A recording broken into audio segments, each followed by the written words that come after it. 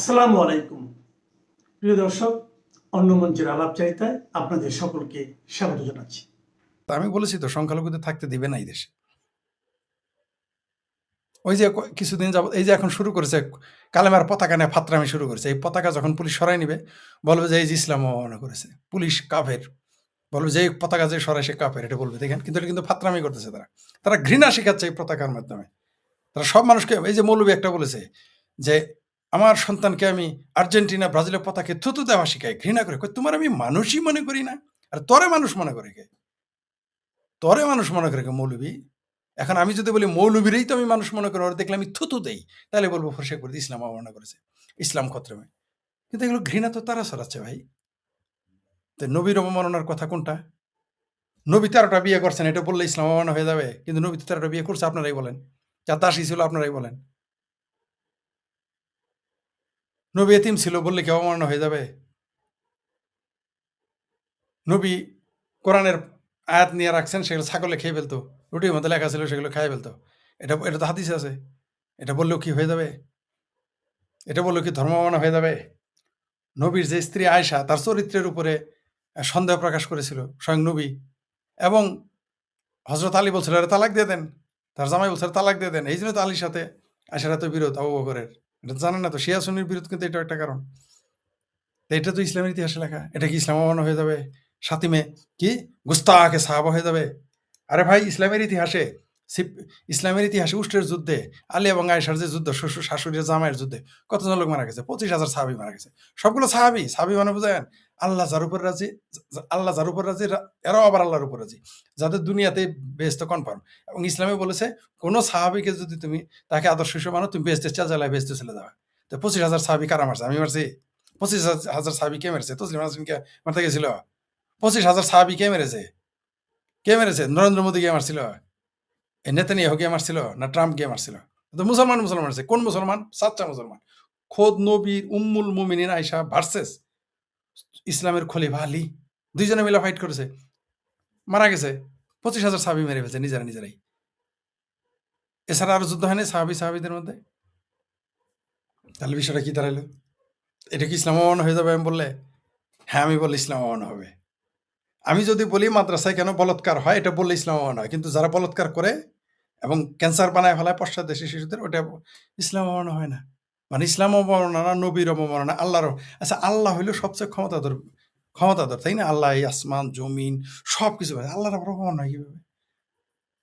আল্লাহরে অপমান করা সম্ভব? যার এত ক্ষমতা, ভগবানের অপমান করা সম্ভব? আমি ফরি যদি ভগবানের গালি দিই, আমি ফরি আল্লাহরে গালি দিই, কি হবে তাদের ভাই? আমি আল্লাহরে যাতা বিশ্রী ভাষায় গালি দিলাম, কি হইলো আল্লাহ? আমি ভগবানের বিশ্রী ভাষায় গালি দিলাম, কি হবে ভগবানের? আমি কে? যদি সত্যি তারা থাকে, তারা এত ক্ষমতাবান হয়, এ তো তুই বাচ্চা বলার মতো গালি দিলে কয় তোর মেরে মার মতো রে। মানে বাচ্চা বলার যদি একটু গালি দেন, তোর আমি আরেক বাচ্চারা মারতে যায়। গলির কুকুরের মতো ঘেউ, একজনে ঘেউ গেলো একজন ঘেউ করে, এরকম হয়ে গেল না? গলির মস্তানের মতো। আল্লাহ কি গলির মস্তান? ভগবান কি গলির মস্তান যে তাদের আমি গালি দিলেই আমার মারতে আসবে তারা? আল্লাহ ভগবান যারা স্রষ্টার আপনি দাবি করেন, যারা এর সমালোচনা করলে পৃথিবী ধ্বংস হয়ে যাবে, দুচোখে জানা লাগবে আমার। আগুনে পোড়াবেন কেন? কি কারণে? আমি যদি আমার মতো 100 কোটি ফরিদ সারাদিন আল্লাহরে গালি দেয়, মা বাপ, তাহলে কি হবে আল্লাহর? আবার বলেন, এত ক্ষমতাধর ব্যক্তি, কি হবে? ক্ষতি হলে আমারই হবে, কিন্তু তার কিছু হবে? তাহলে এটা কিভাবে ধর্ম অবমাননা হইলো?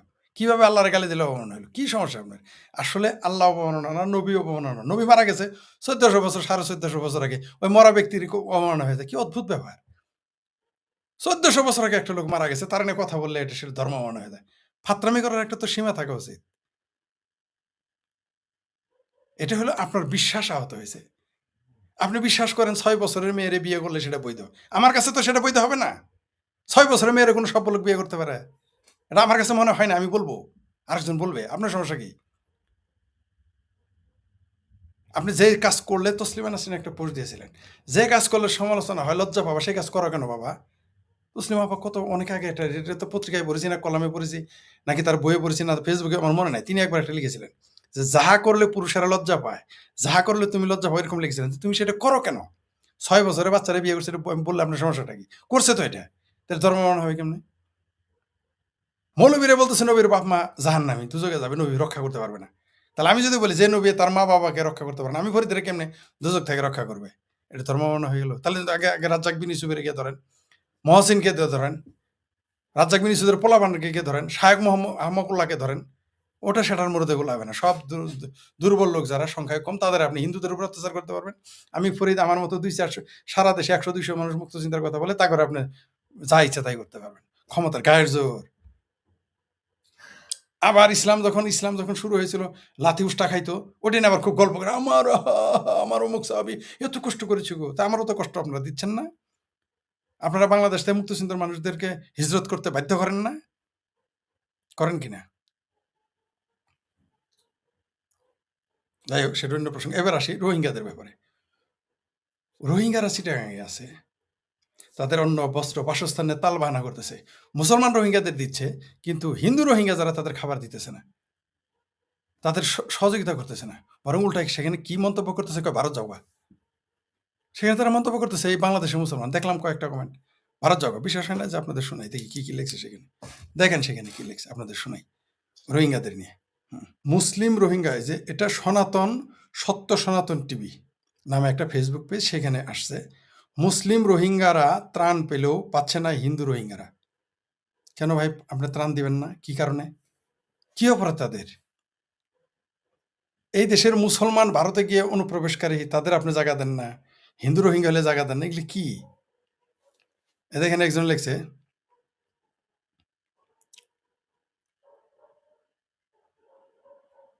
এই যে একজন লিখেছে ভারত যাও, রোহিঙ্গা হিন্দুদের উদ্দেশ্যে লিখছে ভারত যাও। আরেকজন লিখেছে মোদির কাছে গিয়ে কও। আরেকজন লিখছে মোদির কাছে গিয়ে বলো। আরেকজন লিখছে ইসকন কই। এগুলো হলো তাদের বক্তব্য। মানে হিন্দু রোহিঙ্গারা না খেয়ে আছে, কষ্টে আছে চিটাগাঙে, এই কক্সবাজারে, এদের ব্যাপারে এই বক্তব্য বাংলাদেশি মুসলমানদের। আরেকজন লিখছে মোদির কাছে গিয়ে কও। এই যে আরেকজন বলছে আমরা আন্দোলন করে করিডোর দিছি কি হিন্দুদের বসায় খাওয়ার জন্য। এটা বাংলাদেশি মুসলমানের চিন্তা। অথচ আপনাদের একটা কথা বলি, আমাদের একটা বিশেষ বৈঠক হচ্ছিল, আপনার বিশেষ আলোচনা হচ্ছিল, আমরা কয়েকজন দেশি বিদেশি এবং ভারতের সেখানে হিন্দুত্ববাদী লোক ছিল। সেখানে একজন প্রস্তাব দিয়েছে ভারতে যেন, যেটা আমি বলেছিলাম এর আগে। আবার এই যে বললাম না হিন্দুত্ববাদীর সাথে কথা হয়েছে, দু একটা বাটপার হিন্দু আবার বলবে এই যে ফরিদের সাথে হিন্দুত্ববাদী সম্পর্ক, এটাও দেখবেন দু একজন আবার কওয়া শুরু করে দিবে, এটা আবার কাট করে। ঠিক আছে, হতে পারে সে বাটপার এই আলোচনা তো ছিল, হতে পারে, কিন্তু সে বলবে যে এই যে ফরিদ হিন্দুত্ববাদীদের সাথে ছিল। যাই হোক, সেটা অন্য বিষয়। সেখানে একজন যে বলেছিল যে বাংলাদেশে খাদ্য রপ্তানি বন্ধ করে দেন। আমারও বলেছি এর আগে যে আমারও নীরব সমর্থন, আমি চুপ ছিলাম, কোনো হ্যাঁ না বলিনি। কিন্তু একজন বিজেপির নেতা, সাধু সন্ন্যাসী, আমার ওই দিন থেকে হিন্দুদের প্রতি শ্রদ্ধাবোধ বেড়ে গেছে আরো, বলো যে না, আমাদের ধর্ম, আমাদের দর্শন, আমাদের সনাতন ধর্ম শত্রুকে না খাইয়ে রাখার পারমিশন দেয় না। আর এনে মুসলমান কি বললো যে তোমরা করিডোর দিয়ে আমরা কি রোহিঙ্গা নিয়ে আসছি হিন্দুরা খাওয়ানোর জন্য? চিন্তা করে দেখেন, এই হলো মুসলমান। আর এই যে যতই হিন্দুদের গালি দেন, তাদের মধ্যে পার্থক্য দেখেন। হিন্দুত্ববাদী বলে গালি দেন যে হিন্দুদের, কিন্তু পার্থক্যটা দেখেছেন? তারা কি বলে, আমি সাক্ষী, বলো যে না না না, বাংলাদেশে আমরা খাদ্য রপ্তানি বন্ধ করার জন্য সরকারকে কখনোই বলবো না, কারণ মানুষকে না খায় রাখা যাবে না। এটাই বৈদিক দর্শন, বৈদিক সাহিত্য, হিন্দু ধর্ম, সনাতন ধর্মের শিক্ষা। কিন্তু মুসলমান কি করতো? না খাওয়াই মারতো। আপনার একটা উদাহরণ দিই, কাতারের সাথে সৌদি আরবের ঝগড়া লাগছিল, মনে আছে কি? এই 5-7 বছর আগে, আমার এক্সাক্ট টাইম মনে নাই। সৌদি আরব কি করছিল জানেন? কাতারের সামনে খাল খনন করছে মরুভূমির মধ্যে, যাতে কেউ না যাইতে পারে। মুসলমান মুসলমান দুইটাই ধনী। কিন্তু বাংলাদেশের মুসলমান যদি ভারতের মতো শক্তিশালী হইতো, বাংলাদেশ, মনে করেন বাংলাদেশটা ভারত আর ভারতটা বাংলাদেশ, আর বাংলাদেশে হিন্দু থাকে 90%, তাই না? সবগুলো ব্লক মেরে না খাওয়ায় মারতো বাংলাদেশের হিন্দুদের। কিন্তু ভারত, কিন্তু হিন্দুরা সেটা করে নাই। বিজেপির লোকের কথা বলতেছি, বিজেপির লোক এই কথা বলেছে। আমি বললাম তো, ওই কারণে হিন্দুদের প্রতি আমার শ্রদ্ধাবোধ বেড়ে গেছে। তাদের শত সমালোচনা থাকতে পারে, কিন্তু এটা তো আমি সাক্ষী। যাই হোক, এই যে আরেকজন বদমাইশ লেখছে, আরেক মুসলমান, যে ঠিক আছে, মানে হিন্দু রোহিঙ্গারা ভারতের বাংলাদেশে না খায় আছে, তাদের সঙ্গে কি বল শুনে, ঠিক আছে, মাঝে মধ্যে নির্যাতন কি জিনিস টের পাক, মানে না খায় রাখে সে টের পাওয়াবে। বুঝতে পারছেন তো? কেন বুঝতে পারছেন তো? এই হলো বাংলাদেশের মুসলমান। অথচ ভারতে রেজিস্টার্ড 16,000 মুসলমান রোহিঙ্গা, 16,000 রেজিস্টার্ড, সেখানে খাইতেছে থাকতেছে। আর আনরেজিস্টার্ড 60,000 রোহিঙ্গা মুসলমান বসে খাইতেছে ভারতে। আর বাংলাদেশে কয়েকশো রোহিঙ্গা হিন্দু রোহিঙ্গা, তাদের বাংলাদেশ খাবার কম পড়ে যাইতেছে, অথচ সমস্ত খাবার বিদেশিরা দেয় এখানে। আর ভারতে 60,000 মুসলমান রোহিঙ্গা বসায় খাওয়াইতেছে, আর বাংলাদেশের মুসলমান কয় ঠিক আছে। এই হলো মুসলমানদের চিন্তা চেতনা। এই যে আরেকজন লিখছে যে ধর্মের বাবা ডাকবো, একটা একটা করে ধরে ভারতে পাঠাবো, মানে হিন্দু রোহিঙ্গাদের ভারত পাঠাই দিব, বাংলাদেশে থাকতে দেবে না। এই যে আরেকজন লিখছে ইন্ডিয়া যায় না কেন, সব কিন্তু আবার পাক্কা মুসলমান, কিন্তু এরা ভারতে গিয়ে মুসলমানরা থাকবো, ঠিকই আছে, যাই হোক ইন্ডিয়া যায় না কেন। একজন ঠিক বলেছেন যে হিন্দু কোটিপতিদের বলতে দাদাদের বলতে চায় আপনারা ওদের পাশে দাঁড়ান, এটা এত টাকা দিয়ে, যে ঠিকই বলেছেন, হিন্দুদের উচিত ওই হিন্দু রোহিঙ্গাদের অন্তত সহযোগিতা করা, কারণ এই দেশে মুসলমান তাদের সহযোগিতা করবে না, তাদের হিন্দুদের উচিত সেখানে হিন্দু রোহিঙ্গাদের খাদ্য দেওয়া, সহযোগিতা দেওয়া, আর্থিক সহযোগিতা দেওয়া, এটা দেওয়া উচিত। বাংলাদেশের হিন্দু রোহিঙ্গাদের যারা আছে তাদের কথা বলতেছি। কি বলবো আর, যে আর দরকার নাই, অনেক হয়েছে, ইন্ডিয়া চলে যাও, এগুলা আলাপ। মানে 10-12 লক্ষ মুসলমান রোহিঙ্গা থাকতে পারবে, আর 300টা পরিবার, 350 পরিবার, এদের প্রতি এদের আর সহ্য হইতেছে না বাংলাদেশের মুসলমানদের এই অবস্থা। অথচ 60,000 রোহিঙ্গা ভারতে থাকতেছে, খাইতেছে, আর বাচ্চা পয়দা করতেছে। আর ভারতের কথা কি বলবো, আমাদেরই জায়গা দেয় না, কি বলবো আর, রোহিঙ্গাদের জায়গা দেয়। এই যে আরেকজন লিখছে তোরা ভারত যা, এগুলো হলো ভাষা। এই যে আরেকজন লিখছে ভারত চলে যাও।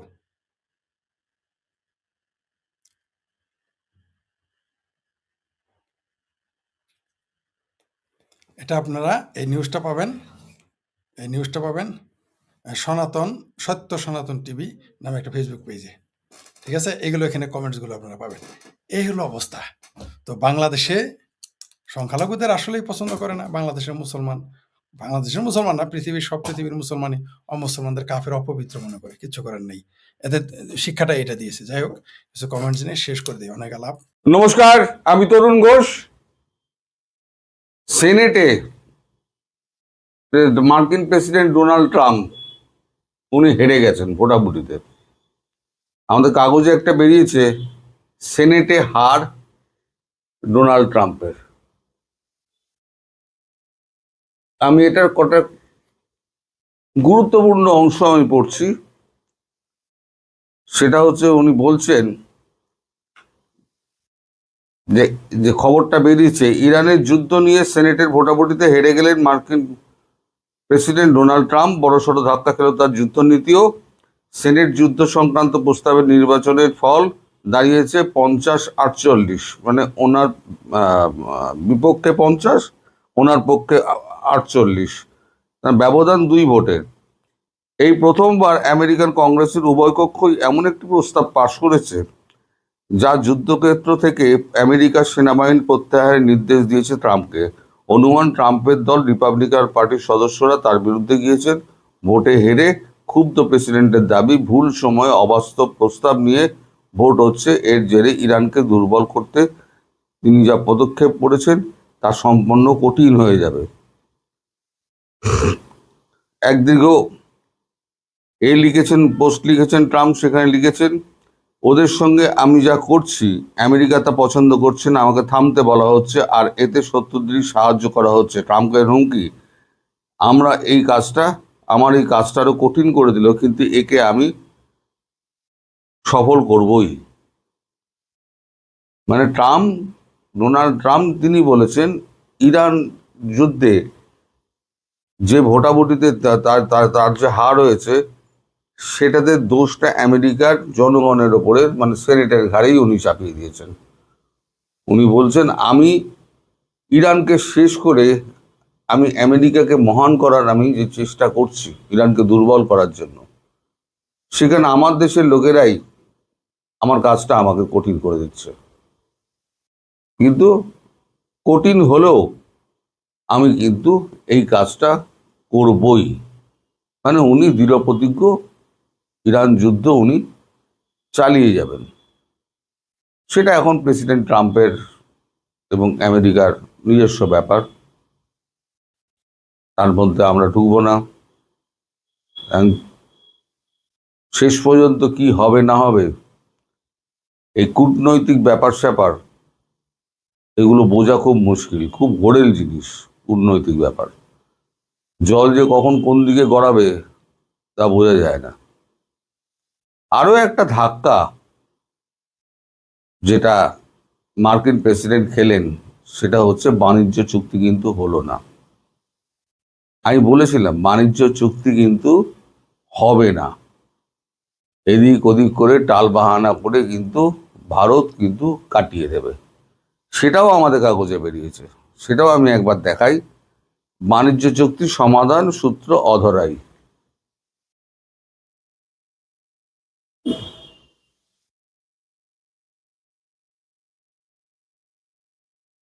লেখা হচ্ছে বাণিজ্য মন্ত্রক সূত্রের খবর।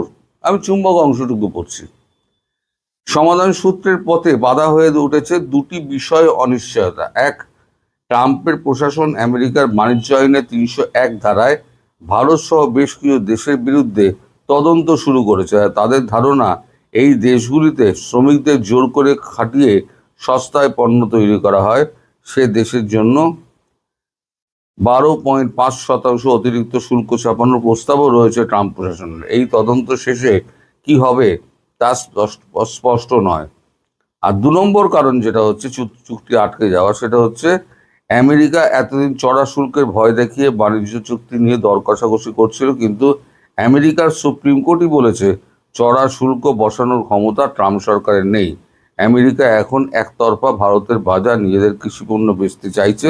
দিল্লির গবেষণা সংস্থা GTIRI তার মতে আমেরিকার শুল্ক ব্যবস্থা বদলে যাওয়ায় বাণিজ্য চুক্তির মূল কাঠামোটাই বদলে গিয়েছে। যদিও বৈঠকের পরে দিল্লিতে জেমিসন গির তিনি বলেন ট্রাম্প এবং মোদি দুজনের সম্পর্ক উন্নত করার জন্য সম্মত হয়েছেন, যার মধ্যে বাণিজ্য চুক্তি রয়েছে। এর মধ্যে ভারত ব্রিটেন বাণিজ্য চুক্তি রূপায়ণের লক্ষ্যে পীযূষ গোয়েল বৃহস্পতিবার লন্ডন রওনা হয়ে গিয়েছেন। আমি আগেই বলেছিলাম ইউকের সঙ্গে বাণিজ্য চুক্তি রূপায়ণ হচ্ছে খুব শিগগির, ইউকে প্রথম করছে। ইউরোপিয়ান ইউনিয়নের যিনি হর্তাকর্তা বিধাতা মানে চেয়ারম্যান উর্সুলা ভ্যান ডেন, তিনি তো পরিষ্কার বলে দিয়েছেন যে জুলাই মাসে আমাদের মধ্যে চুক্তি হয়ে যাচ্ছে। অর্থাৎ এর মধ্যে অস্ট্রেলিয়ার সঙ্গে চুক্তি হয়ে গিয়েছে, জাপানের সঙ্গে চুক্তি হয়ে গিয়েছে, আফ্রিকান বিভিন্ন কান্ট্রির দেশগুলোর সঙ্গে চুক্তি হয়ে গিয়েছে। অর্থাৎ যে দুটো বড় দেশ আছে, একটা হচ্ছে ইউরোপিয়ান ইউনিয়ন, জুলাই মাসে হয়ে যাচ্ছে। ফলে পড়ে রইল বড় দেশ বলতে আমেরিকা। আমি অনেক দিন আগে বলেছিলাম যে এই টাল বাহানা করতে করতে করতে করতে বাণিজ্য চুক্তি কিন্তু ভারত অত তাড়াতাড়ি করবে না। বিশেষ করে যখন ওই প্রথম শর্তটা পড়লাম না, সেটা উনি বলছেন ওদের ৩০১ নম্বর ধারা না কত, ৩০১ নম্বর ধারায় ওদের উল্লেখ করা আছে সস্তায় লেবার জোগাড় করে আমরা সস্তায় পণ্য তৈরি করি। আচ্ছা আপনারাই বলুন, আপনার দেশে যে আপনাদের যে শিল্পগুলো আছে যে কোনো দেশে, সে শ্রমিককে কত পয়সা দেবে না দেবে সে দেশের তো আভ্যন্তরীণ সেই কোম্পানিগুলোর সিদ্ধান্ত। এখানে আমেরিকা তদন্ত করার কি? আমি প্রশ্নটা আপনাদের কাছে রাখলাম যে সব ব্যাপারে কিন্তু গাইড জজ করলে তো হবে না। এখন ভারত ওখানে বলছে যে আমরা এখানে চুক্তিতে সই করব না, আপনারা 12.5% আমাদের ওপর অতিরিক্ত শুল্ক চাওয়াবেন, কারণ আমাদের এখানে আপনারা তদন্ত করবেন, করে দেখবেন যে আমরা শ্রমিকদের কম মাইনে দিচ্ছি কিনা। এটা তো আপনার দেখার বিষয় নয়। তো ওখানে আটকে গেল। আর দ্বিতীয় হচ্ছে সুপ্রিম কোর্ট যেটা বলেছে যে এই ট্যারিফ এটা অন্যায্য, এটা ট্রাম্প পোষাতে পারেন না। ফলে দুটো জিনিসে এসে কিন্তু আটকে গেল। যদিও মার্কিন যুক্তরাষ্ট্রের আশা হচ্ছে খুব তাড়াতাড়ি বৈঠক কি বলে এই চুক্তি আমাদের হয়ে যাবে, বাণিজ্য চুক্তি। কিন্তু আমার মনে গভীরভাবে সন্দেহ আছে যে এই চুক্তি আদৌ হবে কিনা। বাকি সারা বিশ্বের সঙ্গে চুক্তি আস্তে আস্তে কিন্তু হয়ে যাবে। ইউরোপিয়ান ইউনিয়নের সঙ্গে চুক্তি হয়ে গেল মানে তো আপনার অর্ধেকের বেশি দেশের সঙ্গে চুক্তি হয়ে গেল। ইউরোপিয়ান ইউনিয়ন তো একটা বিরাট, অনেকগুলো দেশ নিয়ে, আর তারা বলে দিয়েছে মাদার অফ অল ডিল, সেটা আপনাদের মনে আছে। উর্সুলা ভ্যান ডের নিজেই বলেছিলেন মাদার অফ অল ডিল আমরা সই করতে যাচ্ছি। এরপরে রয়েছে ফ্রান্সের সঙ্গে চুক্তি, যদিও ইউরোপিয়ান ইউনিয়নের মধ্যে ফ্রান্স, কিন্তু ফ্রান্সের সঙ্গে আলাদা কিছু প্রযুক্তি সংক্রান্ত চুক্তি হচ্ছে। সব দেশের সঙ্গে তার প্রযুক্তির চুক্তি হচ্ছে না, ফ্রান্সের সঙ্গে হচ্ছে, বিশেষ করে রাফাল এবং অন্যান্য অস্ত্রশস্ত্র নিয়ে যে সমস্ত কথাবার্তা চলছে সেই চুক্তিটা আলাদা হবে। তো সব মিলিয়ে মার্কিন প্রেসিডেন্ট ডোনাল্ড ট্রাম্প একটু গোলমেলে জায়গায় আছেন। মানে একদিকে হচ্ছে আপনার নিজের দেশের কংগ্রেস তার বিরুদ্ধে ভোট দিয়েছে, ভোটের হার দুটো এদিক ওদিক হওয়া মানে, কিন্তু আপনার সংখ্যার নিরিখেও দুটো ভোট তো বেশি তো বিরোধীরা পেয়েছে, ট্রাম্পের পক্ষে দুটো কম ভোট পড়েছে। ফলে ওখানে একটুখানি মুশকিলে পড়ে গেছেন প্রেসিডেন্ট ট্রাম্প। এখন এদিকেও গেছে, বাণিজ্য চুক্তিও হলো না, সেনেটেও একটা বড় ধাক্কা। যদি এর প্রভাব খুব একটা পড়ে না, এই যে আপনার মিড টার্ম ইলেকশনে এর প্রভাব খুব একটা পড়বে না, কিন্তু তাহলেও হয়তো দেখা যেতে পারে প্রভাব একটা পড়লেও পড়তে পারে। কারণ এই ইসরায়েল আর ইরানের যুদ্ধে এত টাকা খরচা হয়েছে, এত টাকা, এই টাকা কাদের? এই টাকা তো আমেরিকার যারা সাধারণ মানুষ তাদের ট্যাক্সের টাকা, তারা প্রশ্ন তুলছে। এখন দেখা যাক প্রেসিডেন্ট ট্রাম্প এই নতুন কি পথ বেছে নেন। মানে আমও গেল সালাও গেল, বিষয়টা এরকম। কারণ আওয়ামী লীগ সরকার পতনের পরে এই দেশের উচ্ছেদের পরে এই দেশের যে অর্থনৈতিক অবস্থা ভয়াবহ। যে যত কথাই বলুক, যত গল্পই করুক, দেখেছেন কোন দিকে যাচ্ছে দেশ। আপনার শিরোনামের সাথে আমাদের আলোচনার অনেক মিল আছে, সেটা হলো আমরা ওই দিকেই যাবো। সেটা হলো ফরিদ ভাই, আমি এই দেশ দুঃখিত, আরেকটু বিষয় একটু আপনাকে এখানে যুক্ত করে দিই, যে বাংলাদেশে এই মুহূর্তে যে পরিমাণ মানুষ এই আনুপাতিক হারে এত ভয়াবহ বেকারত্ব বাংলাদেশের ইতিহাসে কি আপনি আর আপনার বয়সে কখনো দেখেছেন কিনা, না, না, এটা ভালো একটু এখানে কথা যুক্ত করে দেবেন। মনে করে দেওয়ার জন্য ধন্যবাদ। আমি আসলে এই বিষয়টা যেতে চাচ্ছিলাম, কিন্তু ভুলে খেয়ে হারিয়ে ফেলেছিলাম। এটা আপনারা যারা ভালো উপস্থাপক, এটা তাদের গুণ, যে একজন আলোচক আসলে কোন দিকে যেতে চায় খেয়ে হারাই ফেললে আপনারা সেটা ধরে দিতে পারেন। ধন্যবাদ। আপনি ঠিকই বলেছেন, এই মুহূর্তে মানে আপনি কল্পনাই করতে পারবেন না যে কত মানুষ বেকার হয়ে গেছে। এইখানে যারা ক্ষমতা এসেছে, আসলে তো এখন বিরোধী দল নাই, সবাই ক্ষমতায়। আপনি দেখেন তারা নিজেরাই 1 টাকা বিনিয়োগ করে নাই। কেন করে না? তাদের তো টাকার অভাব নাই, কিন্তু কেন বিনিয়োগ করে না? আচ্ছা, তাদের ব্যক্তিগত বিনিয়োগের কথা বাদ দিলাম, রাষ্ট্র কি করেছে? রাষ্ট্র কি 10 পয়সার বিনিয়োগ আনতে পেরেছে? এই যে শুনলাম যে জাপান, আমেরিকা, চায়না কোথাও থেকে বিনিয়োগ আসতেছে না। শেষ মুহূর্তে ওই আশিক চৌধুরী নামে কোথাকার কোন বাটপার, যাকে একেবারে আইডল মনে করেছিল মানুষ, যে মুরগি ডিম পারে মানে অত কেরকেরায় না, আইরে কেরকেরা নেই, আমাদের জামালের ভাষায় যদি বলি, আশিক চৌধুরী বিনিয়োগের বন্যা বসাই দিবে। তো ফলাফল কি হলো? সে তো নিজে ব্যর্থ হয়েছেই, সরকারও ব্যর্থ, সরাসরি সরকার ব্যর্থ। আমরা দেখলাম চীনে এই যে আমাদের মুসলেকা সরকার গেলেন, আপনি দেখেন সব আলোচনা কি, আমরা 25টা বিমান কিনবো, তারপর তিস্তার পানি, মানে তিস্তার পানি হইলো ভারতের, মানে আপনার বাড়িতে পানি দিবেন কিনা, আপনার টিউবওয়েলের পানি দিবেন কিনা, এটা আলাপ যদি আমি আসাদুরের সাথে গিয়ে করি কানাডায়, হবে না তো। এটা তো আপনার সাথেই সুইডেন আমার আলাপ করতে হবে। মানে আপনার বাড়ির পানি আমার উঠানে আসবে কিনা, এটা আলোচনা করলাম কানাডায় বসে। বা ফরিদ আমেরিকায় ভাই, বসে আছে। এখানে আমার আবার একটু ইন্টারাপ্ট করতে হচ্ছে, আমি দুঃখিত। আপনি যে বিদেশি বিনিয়োগের কথা বললেন, একটা খুব চমৎকার একটি পয়েন্ট নিয়ে এসেছেন, যে আমাদের মতো যে আমরা যে দেশগুলো, আমাদের দেশের একটা অনেক বড় একটা বিষয় হয় হচ্ছে গিয়ে বিদেশি বিনিয়োগ। কিন্তু এই যে আপনার 2024 সালের যে এই সময় বা 24, হ্যাঁ সম্ভবত 24 সালের যে এই সময়টা থেকে যে বাটার জুতা পোড়াও, ওই অমুক পণ্য পোড়াও, তমুক পণ্য পোড়াও, এই যে দেশের যে জঙ্গিরা, দেশের ভেতরে থাকা যে জঙ্গিরা বিদেশি কোকা কোলা বিনিয়োগ ফেলে মানে দাও, যে কোকা শিল্প কোলা ফেলে দাও। হুম। শিল্প কারখানার প্রতি যে আচরণ করেছে, তাতে কি আপনি মনে করেন যে আসলে এই দেশে কোনো বিদেশি বিনিয়োগকারী মানে বিনিয়োগ করবে, বা আপনি নিজে কি হলে কি করতেন? মানে আপনি কি আসলে বিনিয়োগ করতেন? মানে আপনার কি মনে হয়, এটা যদি একটু পরিষ্কার করে বলেন। প্রশ্নই আসে না। কেন আমি বিনিয়োগ করবো? বিনিয়োগে যদি আপনি বিনিয়োগকারী হিসেবে আমাকে কথা বলেন, তাহলে আমি করব না। কেননা বিনিয়োগকারীর ধর্ম কি? যে আমার টাকা লাভ আসুক না আসুক, আমার বিনিয়োগটা ঠিক থাকবে কিনা, কমপক্ষে এটা তো নিশ্চয়তা দিতে হবে। আপনি প্রফিট দিলেন না, কিন্তু কমসে কম আমার যা পুঁজি সেটা তো আমাকে ফিরিয়ে নেওয়ার বা সেটা আমার হাতে থাকবে, এই গ্যারান্টি তো আমি চাইবো, তাই না? কমসে কম এটা। অবশ্যই বিনিয়োগকারী লাভ চাইবে। ধরে নিলাম বিনিয়োগকারীটা খুব ভালো মানুষ, আমার মতো।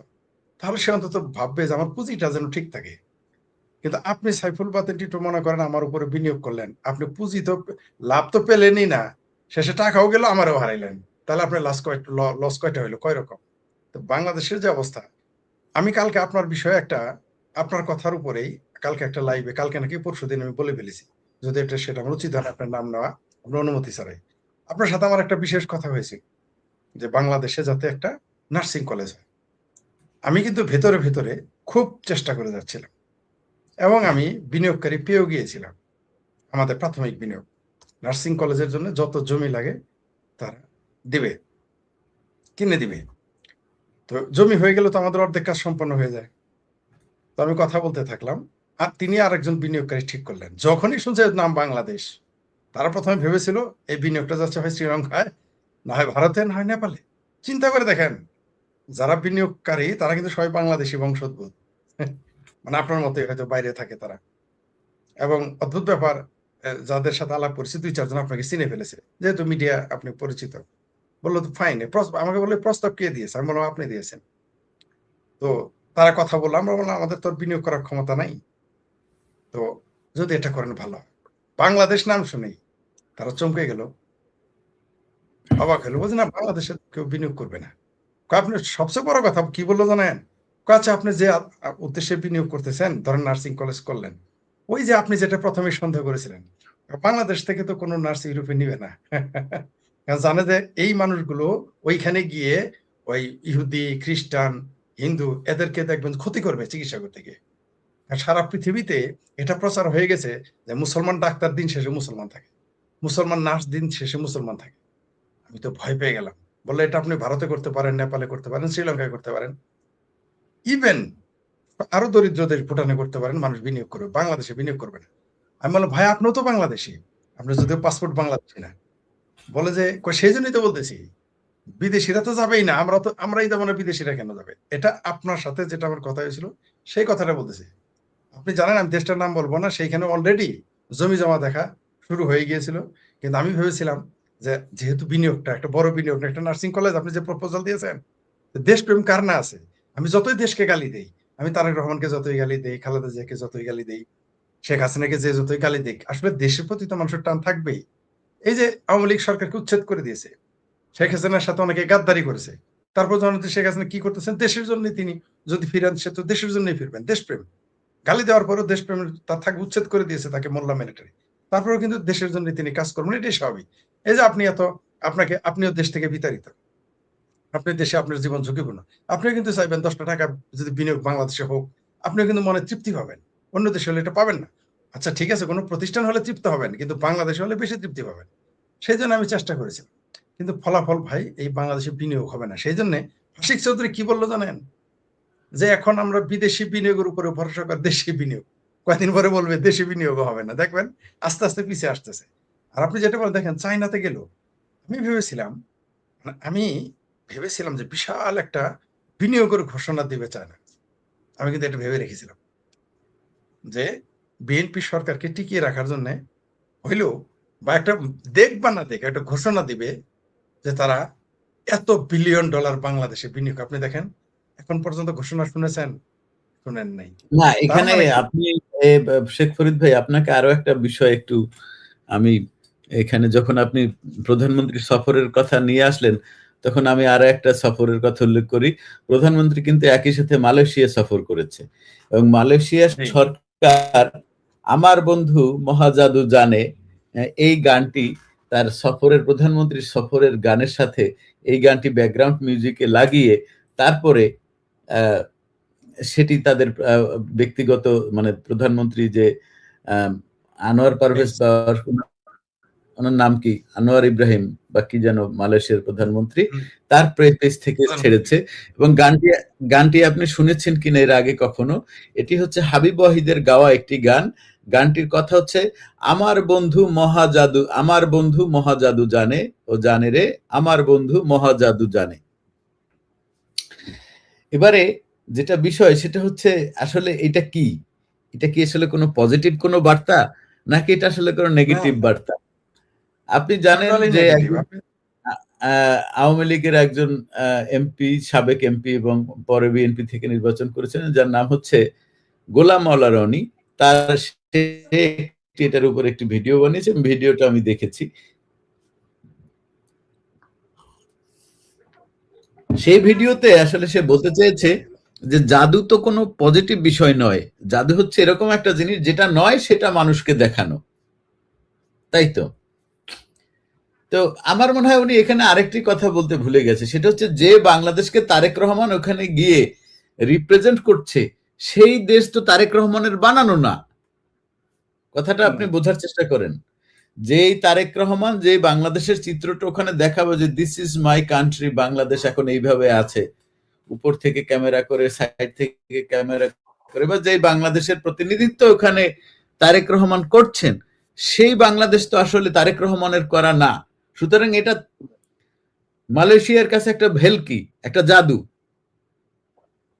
এবং আপনি দেখেন, এই যে মালয়েশিয়া উনি সফরে গেলেন, ওখান থেকে কিন্তু কোনো সুখবর আসলো না, বরং নাই। মালয়েশিয়ায় যে বাংলাদেশ থেকে শ্রমিক নেওয়ার ব্যাপারে যে কড়াকড়ি ছিল, সেটি আরো এক ধাপ কড়াকড়ি হলো। এবং রাইট। চীন যে সফর করলো, এই চীন সফর করা এটাও কিন্তু কোনো ফলপ্রসূ ঘটনা আনলো না, বয়ে আনলো না। এবার আমি আপনাকে ভেতরের একটা কথা বলি, সেই কথাটা বলার পরে আপনার আলোচনা করতে আর একটু সুবিধা হবে। আপনি দেখবেন যে এই তারেক রহমান সরকার ক্ষমতায় আসার পরে এমন কিছু কিছু কাজ, এমন কিছু কিছু সফর, এমন কিছু কিছু রাজনৈতিক সিদ্ধান্ত বিএনপি সরকার নিয়েছে, যেগুলোতে আসলে দৃশ্যত এক ধরনের ভারত নাখোশ হয়। কারণ চীনের সাথে মাখামাখি সম্পর্ক হওয়া মানে ভারত সেখানে একটু নাখোশ হবে, এইটাই স্বাভাবিক। নিশ্চয়। কিন্তু আপনি যদি পাশাপাশি আরেকজন মানুষের কথা যদি আমরা বলি, যার নাম হচ্ছে শেখ হাসিনা, বিগত সরকারের প্রধানমন্ত্রী ছিলেন। তিনি একসাথে চীনের সাথে চমৎকার ভালো মানে তার সম্পর্ক ছিল, চীনের সাথে বাণিজ্যিক সম্পর্ক ছিল, উন্নয়নের অংশীদার ছিল, সেই সাথে ভারতের সাথে বেশ কয়েকটা প্রজেক্ট ছিল, রাশিয়ার সাথে পারমাণবিক বিদ্যুৎ কেন্দ্র ছিল, ওদিকে আমেরিকার চোখে চোখ রাগায় কথা বলছে। এই হইল গিয়া নেতা, এই হইল গিয়ে রাজনৈতিক লিডার, এই হচ্ছে গিয়ে বঙ্গবন্ধুর কন্যা। এবার আপনি যদি দেখেন যে আসলে এই যে সফরগুলো, বা এই যে আমি যে কথাটি বলতে চাচ্ছিলাম, মূলত এই যে ভারতকে নাখোশ করে যে সমস্ত কার্যকলাপ তারেক রহমান নিচ্ছে, আপনার কি মনে হয় এর বুদ্ধিদাতা কে? এখন তার তো 5 জন উপদেষ্টা রয়েছে, আমরা তো কাগজপত্রে তাদেরই ধরবো। ব্যক্তিগত মানে বিহাইন্ড দ্য স্ক্রিনে কে উপদেষ্টা সেটা আমরা 2-4 জনের নাম জানি, বিহাইন্ড দ্য স্ক্রিনে কে, কিন্তু স্ক্রিনের সামনে তো 5 জন রয়েছে। সেই 5 জন কারা, তাদের ব্যাকগ্রাউন্ড কি? একজন হলো রুহুল কবির রিজভী, শিল্পমন্ত্রী, শিল্প শিল্প উপদেষ্টা। আরেকজন হলো আরে কি আরেকজন হলো জুনায়েদ সাকি, সম্ভবত তাকে বোধহয় এখন বাদ দিছে। আরেকজন হলো আরে ওই যে পাড়া পেতি পাড়া জায়েদ, ঠিক আছে? আরো যে ২-৩ জন আছে এদের নাম আমরা জানি না, চেহারা দেখি আরকি। মানে এমন লোক আগে কিন্তু প্রধানমন্ত্রীর উপদেষ্টা একটা সাধারণ মানুষও কিন্তু তাদের চিনতো জানতো। সেটা বিএনপির হোক বা আওয়ামী লীগের হোক। কিন্তু এখন কাদের কই থেকে আইনা ওই লন্ডনে কে কার সাথে গ্যাম্বলিং করছে, কে বারে গিয়ে মদ খাইতো, কে সারাদিন বাজার টানতো, এগুলো এখন উপদেষ্টা হয়ে গেছে। মানে এই দেশের রাজনীতিতে তাদের কি ভূমিকা? এখন এই জাহেদ পাঠা বাংলাদেশের এর চেয়ে কি যোগ্য মানুষ উপদেষ্টা হিসেবে এই দেশে ছিল না? ইভেন কি জুনায়েদ সাকির উপদেষ্টা বানাইছিল, আপনারা জানেন? প্রতিমন্ত্রী বানাইছিল। এখন এই আপনি সমস্ত যে কার্যকলাপগুলো যে করতেছে ফরিদ ভাই, সরি, এই কার্যকলাপগুলো দেখে মনে হচ্ছে যে এর পেছনে জামাতের একটা ইন্ধন আছে, কারণ জামাতের সবসময় টার্গেট থাকে যে তার রাজনৈতিক প্রতিপক্ষকে সে কিভাবে বাটে ফেলাইতে পারবে। আপনিও জানেন, আমিও জানি যে পরবর্তীবারে যখন আওয়ামী লীগ যখন নির্বাচন করবে, তখন হচ্ছে গিয়ে জামাত আর বিএনপি হয় নির্বাচনের আগে কোয়ালিশন করবে অথবা নির্বাচনের পরে কোয়ালিশন করবে। কিন্তু এখন বিএনপিকে যতখানি মাঠে দাবিয়ে রাখা যায়, ততই হচ্ছে গিয়ে জামাতের জন্য সেই বিষয়টা ভালো। এটা কি আপনার কখনো মনে হয়েছে কিনা, বা এই বিষয়ে একটু আলোকপাত করতেন? হ্যাঁ, আপনি নিশ্চিত থাকেন, বাংলাদেশে যত পলিটিক্যাল ক্রাইসিস তৈরি করা হয়, ফিনান্সিয়াল ক্রাইসিস তৈরি করা হয়, এগুলো সব জামাত করে। ইভেন ধরেন আপনার উপজেলা, বরিশালের কোন বিভাগের কোন জেলার কোন উপজেলায় আওয়ামী লীগ মারামারি, ওইখানে জামাতের ইন্ধন পাবেন। বিএনপি মারামারি, জামাতের ইন্ধন পাবেন। আওয়ামী লীগ বিএনপি আওয়ামী লীগ মারামারি, সেখানে আপনি জামাতের ইন্ধন পাবেন। এটা তাদের পরিকল্পনা, কারণ তারা তো সুষ্ঠুভাবে আসতে পারবে না। তারা জানে যে বাংলাদেশে যদি রাজনৈতিক স্থিতিশীলতা থাকে, তারা তো জামাতকে কেউ কাছে টানবে না, প্রশ্নই আসে না। তখন যেমন এই যে মনে করেন এখন এই মুহূর্তে বাংলাদেশ আওয়ামী লীগ মাঠে নাই, তার জন্যই তো তারা এই যে, মানে যদিও এটা মুসলেখা মিলেমিশে, এটা একটা মানে কি অনুরোধের আসনের এমপিরা কিন্তু হয়েছে তো। কিন্তু এখন যদি আওয়ামী লীগ থাকতো, তাহলে তো তারা একটা আসন, বড় জোর 5টা আসন পাইতো বা 10টা, মোর দেন, মানে একের সর্বোচ্চ যদি পাইতো, মানে একেবারে মনে করেন জামাত একেবারে ক্ষমতায় চলে গেছে, তাও 10টা জিত। কিন্তু এই যে 70-77টি আসন তারা নিল, এই যে আওয়ামী লীগ এই দেশে অস্থিরতা তৈরি করার কারণেই তো পেয়েছে। আবার আগামীতে যদি এরকম অস্থিতিশীল তো হবেই নিশ্চিত। জামাত জানে, জামাত কিন্তু আন্ডারগ্রাউন্ডে থাকা উস্তাদ, সেলুঙ্গির তলে থাকা উস্তাদ। তারা কিন্তু, বিএনপি কিন্তু মাঠে থাকতে পারবে না। আপনি দেখবেন জামাত দুর্বাঘাসের মতো, ওই যে পানিতে কলমিলতার মতো ভেসে থাকবে, জামাত থাকবেই। বিএনপি কিন্তু এই দেশে মাঠে নামতে হবে। বিএনপি এখন তো আওয়ামী লীগ মিছিল করতে পারতেছে বা কথা বলতে পারতেছে, আর অনলাইনেও কথা বলতে পারবে, বিদেশে পালাই গিয়েও কথা বলতে এই বিএনপি এবং জামাত কিন্তু এটাই চাচ্ছে। তাহলে কি মাঠে আবার খালি? জামাত হয়তো আবার কোনো না কোনো ভাবে আইসা কোনো না কোনো পরিস্থিতিতে আবার কয়েকটা সিট নিবে, এই তালে তারা আছে। কারণ যেহেতু জামাতের টুপি আছে, দাঁড়িয়ে আছে, এরা মাইটটা কম খাবে, মসজিদে গিয়ে পালাবে। অলরেডি এখনই কিন্তু তারা মসজিদের ভিতরে চেয়ার টেবিল নিয়ে মিটিং শুরু করে দিয়েছে। তারা মসজিদে থাকবে, তারা ভিকটিম কার্ড খেলবে মসজিদে। যখনই আওয়ামী লীগ দৌড়ানি দিবে, দৌড়াই গিয়ে মসজিদে চলে যাবে। আর কমিটিরে বলবে, আওয়ামী লীগের বুঝাবে, এই যে মসজিদে হামলা করলে কিন্তু ইমান থাকবে না, বেহেশতে যেতে পারবে না। আর আওয়ামী লীগের মেনে নিবে, তখন নিশ্চিত থাকেন মসজিদের জামাত তখন মসজিদে ঢুকে যাবে। বিএনপি তো মসজিদে ঢুকতে পারবে না, বিএনপি তো এই বুদ্ধি তাদের নাই, বিএনপি তো অন্যদিকে পালাবে। তখন বিএনপির করুণ পরিণত এটি তারা চাচ্ছে। কারণ আওয়ামী লীগ বিএনপির যত মানে বাঘে মহিষে লড়াই হলে ফেউ বুঝেন, ফেউ মানে যায় না, সেই তো তখন খাবারটা খায়। মনে করেন একটা হরিণ পরে আছে, বাঘ আর সিংহ মারামারি লাগলো, তারা তো মারামারিতে ব্যস্ত থাকবে। এখন মরা সিংহ, মরা খরগোশ, মরা আপনার হরিণ বা মরা যে কোনো প্রাণী কে খাবে? ওই হায়নারা খাবে, তারা তো লড়াই ব্যস্ত। তো এখানে বাঘ সিংহ, বিএনপি আওয়ামী লীগ লড়াই থাকবে, জামাত সুযোগটা নেবে, জামাতের সাথে মোল্লার সাথে মিলিটারি চলে আসবে। এগুলো তারা বিভিন্ন প্ল্যান করে রেখেছে। আপনি ঠিকই বলেছেন, এই বিএনপি কে এই যে যত কুকামের বুদ্ধি দিতেছে, যত আকামের বুদ্ধি দিতেছে, এগুলো কিন্তু বিএনপি কে কোনো না কোনো ভাবে বায়াস্ট করতেছে। আপনি জানেন না, যে এটা already শুধু এই এখনকার এই পরিস্থিতি দেখে আমি কিন্তু ফরিদ ভাই, আমি বলছি না, আমি কিছু বিষয় বলি, আপনি একটু মিলিয়ে দেখেন। সেটি হচ্ছে, বিএনপি তো 1991 সালে প্রথম ক্ষমতায় আসছে। 1991 সালে ক্ষমতায় আসার পরে আমরা কিন্তু কখনো দেখি নাই যে জাতির জনক বঙ্গবন্ধু শেখ মুজিবুর রহমানের আপনার যেদিন তার পরিবার সহ যে হত্যার যে দিবস 15ই আগস্ট, সেই 15ই আগস্ট কখনো শেখ খালেদা জিয়ার জন্মদিন পালন করেছে, এটা কিন্তু ওই সময়টাই দেখি নাই। এই চর্চাটা শুরু হলো কিন্তু যখন জামাতের সাথে কোয়ালিশনটা করলো বিএনপি, তখন অর্থাৎ 2001 এই এই ন্যাক্কারজনক কাজ যেই করবে তাকে সে বিএনপির লোকের কাছেও, বিএনপির যারা মুক্তিযোদ্ধা আছে তাদের কাছেও ঘৃণিত। আপনি জিজ্ঞেস করেন তো ফজলু ভাই এটাকে কোনোভাবে পছন্দ করবে কিনা যে 15ই আগস্ট ফজলু ভাই না, বিএনপিতে যদি মনে করেন ফজলু ভাই তো তাও তো তিনি আওয়ামী লীগ থেকে গিয়েছেন, যারা কখনোই আওয়ামী লীগ করে নাই তারা এটা মেনে নেবেন। এটা কোন সুস্থ মানুষ, কোন সুষ্ঠু চিন্তা। এবং এর ফলে একটা বিএনপির মধ্যে কিন্তু একটা ঝামেলা তৈরি হয়েছে, বা বিএনপির প্রতি মানুষের একটা এটা সত্যিও যদি জন্মদিন হয় তারপরেও খালেদা জিয়ার সেটা করা উচিত না। আর এটা তো ভুয়া জন্মদিন, কে না জানে 15 আগস্টে। আর এটা আপনি নিশ্চিত থাকেন এটা জামাতি বুদ্ধিটা দিয়েছে। হ্যাঁ, আর এটা এখানে আমি সেটাই বলতেছি। সৈয়দ আশরাফিয়া পাপিয়া আপা চাঁপাইনবাবগঞ্জ, তিনি তো বলেছেন যে বিএনপির ভিতরে অনেক গুপ্ত আছে। এটা আমি বলি নাই তো, আমরা তো জানি, কিন্তু আমরা বলে তো কেউ গ্রহণ করবে না। তিনি বলেছেন বিএনপির অনেক নেতারা, অনেক লোকই তো বলতেছে আপনার বিএনপি করতো যারা, বা যারা বিএনপি থেকে বের হয়ে আসছে, বা যারা আওয়ামী লীগ করে না, তারাও তো বলতেছে যে বিএনপির ভিতরে গুপ্ত আছে, যেটা আমরা জানি। আপনি দেখেন তাদের মাইন্ড সেট আপ কোনো পার্থক্য যদি আপনি আরেকটা জায়গায় যদি আসেন ফরিদ ভাই, সেটি হলো গিয়ে বিএনপির সাথে যে রাজনৈতিক দ্বন্দ্ব সেটা আওয়ামী লীগের থাকবে, এটাই স্বাভাবিক। কিন্তু সেই রাজনৈতিক দ্বন্দ্বের জায়গা থেকে বিএনপিকে কখনো চিরতরে নিশ্চিহ্ন করে দেওয়ার চিন্তা আওয়ামী লীগ করেনি, আওয়ামী লীগকে পৃথিবী থেকে নিশ্চিহ্ন করে দেওয়ার চিন্তা কখনো বিএনপি করেনি। কিন্তু যখন 2001 সালে যখন এই জামাতের সাথে জোট বাঁধলো, তখনই তারা তারেককে বুদ্ধি দিল যে শেখ হাসিনাকে হত্যা করতে হবে, 21শে আগস্টে গ্রেনেড মারো।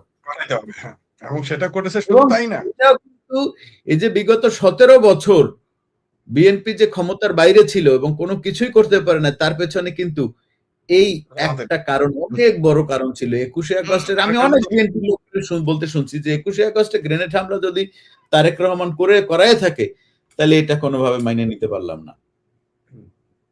শুধু তাই না, 10টা অস্ত্র মামলা, ওই যে পাকিস্তানের আইএসআই এর বুদ্ধিতে ভারতের 7 সিস্টারে যে ভারত বিদ্রোহী যারা, তাদের কাছে 10টা অস্ত্র দেওয়ার অপচেষ্টা করেছে। এটাও জামাত ইসলাম, এটাও জামাতের বুদ্ধি দিছে যে ভারত বিরোধিতা করেন তাহলে হয়ে যাবে, আর এরা বলছে জামাত সাথে থাকবে। কিন্তু জামাত মনে হয় না যে এবার আসলে এই যে বুদ্ধি দিয়ে আরেকটি রাজনৈতিক দলের ক্ষতি করা, সেই সুযোগটা এবার জামাতের আগের থেকে আরো বেশি আসছে।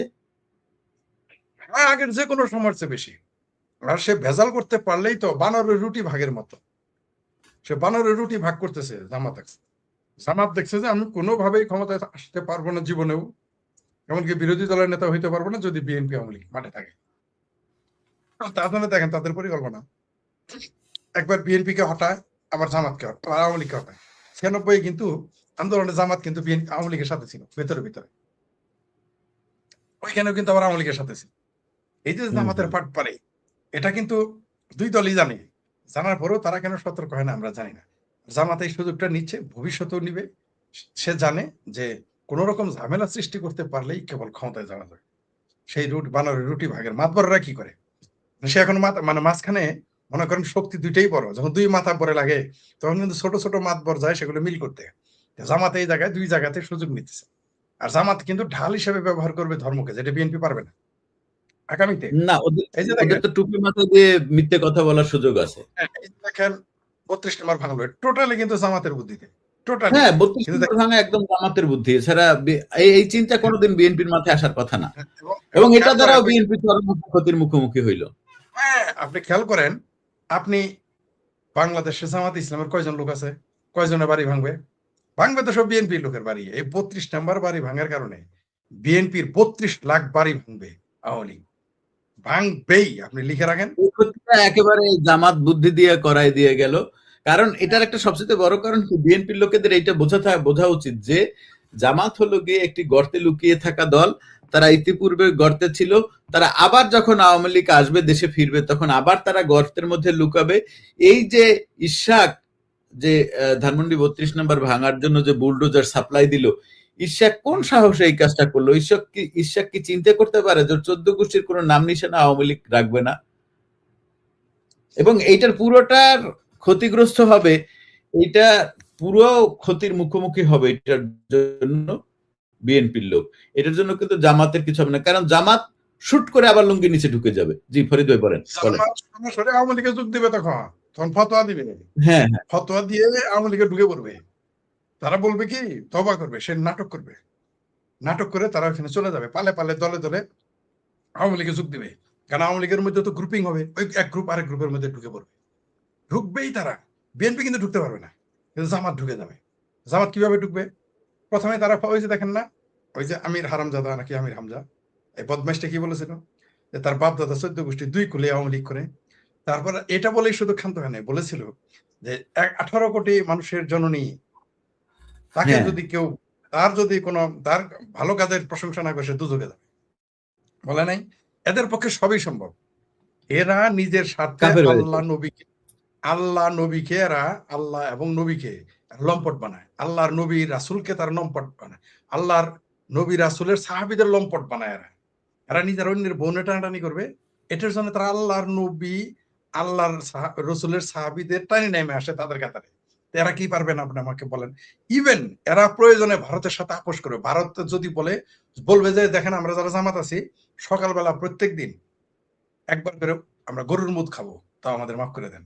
প্রয়োজনে তারা গরুর মুদ হ্যাঁ খাবে। হ্যাঁ হ্যাঁ এটা জামাতের হ্যাঁ পক্ষে খাবে সম্ভব, এটা খাবে। বিএনপি, জামাত গরুর মুদ খাবে। এটা বিএনপি আওয়ামী লীগ কারোর পক্ষেই সম্ভব না, এমনকি জাতীয় পার্টির পক্ষেও সম্ভব না। কিন্তু জামাত এটা পারবে। জামাত গরুর মুদ খাবে, প্রয়োজনে ভারতের দালালি করবে, মানে যার যার দালালি, আওয়ামী লীগের দালালি করবে, প্রয়োজনে সত্য অভাবের আওয়ামী লীগ হয়ে যাবে। শুধু আরেকটা 15ই আগস্ট ঘটনার জন্য, আরেকটা 5ই আগস্ট ঘটনার জন্য তারা ঝাপটি মারে বসে থাকবে আওয়ামী লীগের ভিতরে গিয়ে, আপনারা নিশ্চিত থাকেন। কিন্তু এর সমস্ত ভোগান্তি মানে ভুগবে দেশ, ভুগবে বিএনপি। আপনি দেখবেন, দেখতে পারবেন সামনে, এবং এটা আমরা দেখবো হুম হুম খুব হুম শীঘ্রই দেখবো। আপনি যখন এই যে ইশরাক মানে কত মানে কমন সেন্স লেস, সে চিন্তা করলো না যে গ্রামীণ টাওয়ার যেমন ভাঙবে তেমনি তার বাড়িতেও বুলডোজার চলবে, কেউ বেরোতে পারবে না।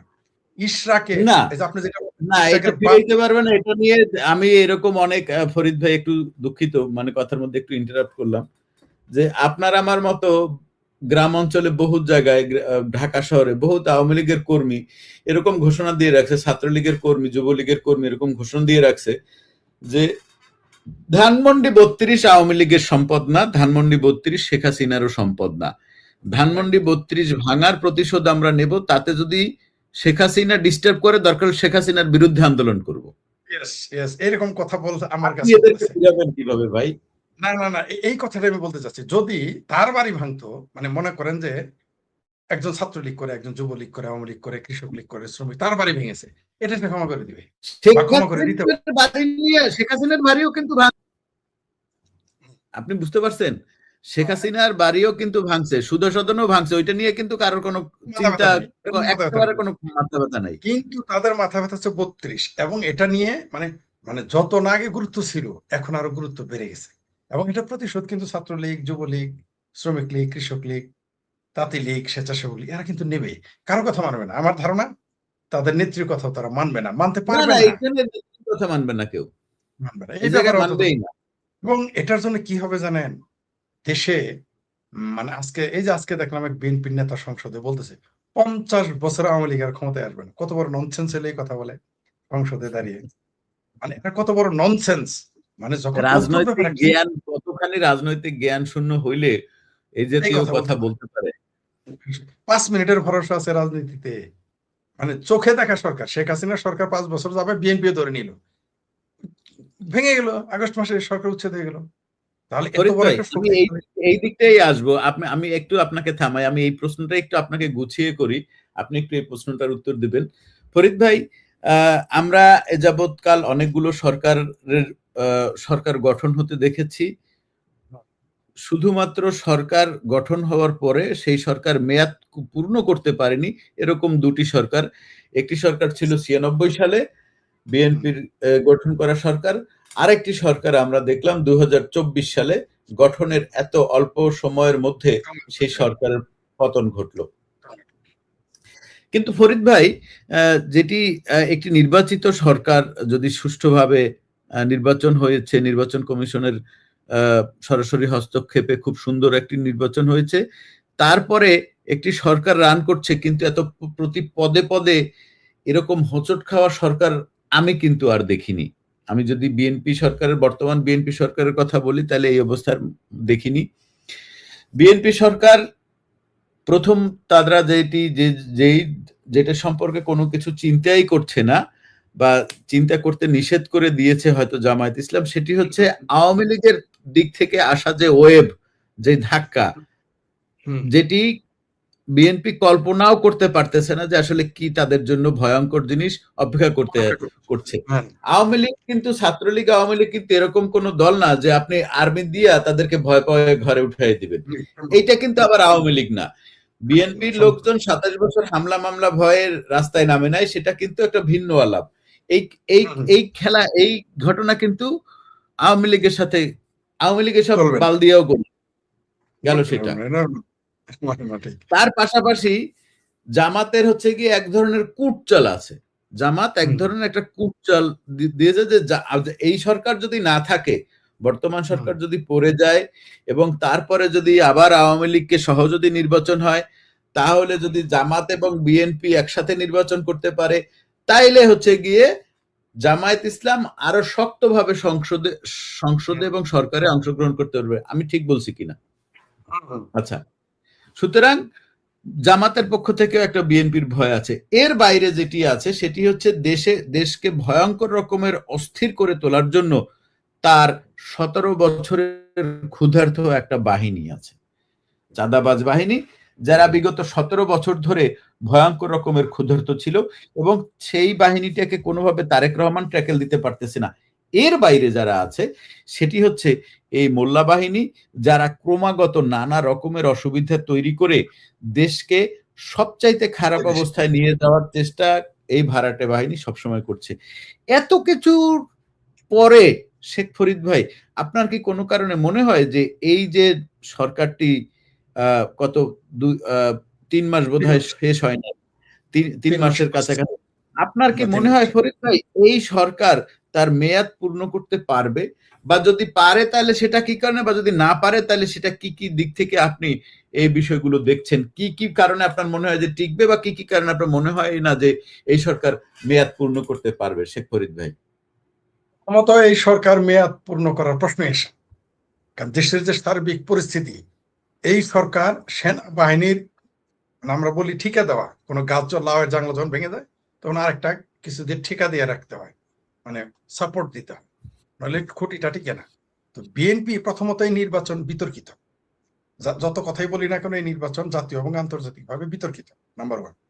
নাম্বার 2, দেশের অর্থনৈতিক পরিস্থিতি ভালো না, আইন শৃঙ্খলার চরম অবনতি, বিএনপির ভিতরে আভ্যন্তরীণ ভয়ঙ্কর কোন্দল তৈরি হচ্ছে। আগামী 6 মাসের মধ্যে দেখতে পারবেন বিএনপির কোন্দলে পাগল হয়ে যাবে, আওয়ামী লীগের আসতে হবে না। এটা একটা কারণ। দ্বিতীয়ত, আপনি যেটা বললেন, যেহেতু থাকতে পারবে না, তাহলে কেন থাকতে পারবে এটা আলোচনায় আমি যাচ্ছি না। যেহেতু থাকতে পারবে না, প্রথমত হলো আওয়ামী লীগ এই 5 বছর অপেক্ষা করবে না। কেউ যদি বলে যে তাদের নেতৃত্ব নাই বা ডাক দিচ্ছে না, আওয়ামী লীগ দেখবেন, যেটা আমি বারবার বলেছি, আওয়ামী লীগ স্বতন্ত্রভাবে কেউ না কেউ, আওয়ামী লীগের ভিতরে কেউ না কেউ ডাক দিয়ে বসবে। এবং দেখবেন যেটা আপনি বলেছেন যে বিএনপি কল্পনাই করতে পারতেছে না কি একটা ওয়েভ, কি একটা ঢেউ আসতেছে সামনে। এই সেনাবাহিনী পৃথিবীতে সবচেয়ে অবিশ্বস্ত হচ্ছে সেনাবাহিনী। পুলিশে তো আপনার সাথে কিছুক্ষণ থাকবে, সেনাবাহিনী যখনই দেখেছে, পৃথিবীতে আপনি দেখবেন যখনই সেনাবাহিনী দেখতে পারছে, ঠিক তখনই সেনাবাহিনী জাস্ট সরে যাবে একেবারে, মানে শেষ। দেখবেন যে ঠিক যেভাবে এইবার জামাতিদের কাঁধে নিয়ে ঘুরছে সেনাবাহিনী, যেভাবে মোল্লাদের কাঁধে নিয়ে ঘুরছে, ভাবির পোলা নাহিদকে নিয়ে ঘুরছে, দেখবেন যে সাদ্দামকে কাঁধে নিয়ে ঘুরতেছে বাংলাদেশ সেনাবাহিনী, দেখবেন যে রব্বানির নিয়ে ঘুরতেছে। হতে পারে আপনি যদি জানেন আপনারও সেনাবাহিনী কাঁধে নিয়ে ঘুরবে, হতে পারে আমি গেলে আমারও সেনাবাহিনী কাঁধে নিয়ে ঘুরার। সেনাবাহিনী যে কোনো মুহূর্তে তাদের, কারণ তাদের তো কোনো আদর্শ নেই। সেনাবাহিনীর আদর্শ কি? সেনাবাহিনীর তো আপনি জানেন, ওটা তারা চাকরি, তারা তো আদর্শে, তারা তো একটা চাকরি করে। হ্যাঁ, যাদের দেশপ্রেম আছে, সেই দেশপ্রেমের সঙ্গে তো আভ্যন্তরীণ না, তাদের দেশপ্রেম কোথায়? বহিঃশত্রুর আক্রমণ থেকে। তো এরা তো রাজনীতিবিদ না।